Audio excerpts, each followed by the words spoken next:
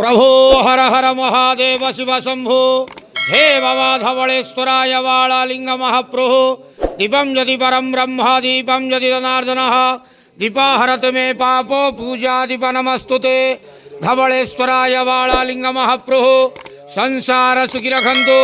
आज पवित्र कुंभ संक्रांति पंकधारा एकादशी शुभ शुक्रवार रे समस्त श्रद्धालु भक्त मानक आशीर्वाद करंतु, मनस्कामना पूर्ण करंतु, कर्म क्षेत्र उन्नति करंतु, ग्रहरिष्ट खंडन करंतु, जगतर मंगल करंतु, विश्वर कल्याण करंतु, आपणकर नाम विख्यात करंतु, सेवकर डाक श्रवण करंतु, समस्त गुआवसा भक्त मानकर मनस्कामना पूर्ण करंतु।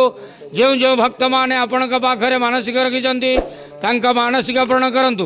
धवलेश्वराय वालालिंगाय नमो नमः। संसार सुखी रखंतु आनंद के बार हरि बोलो। आज पवित्र कुंभ संक्रांति पंकधरा एकादशी शुभ शुक्रवार रे समस्त श्रद्धालु भक्त मानक आशीर्वाद करंतु आनंद के बार हरि बोलो।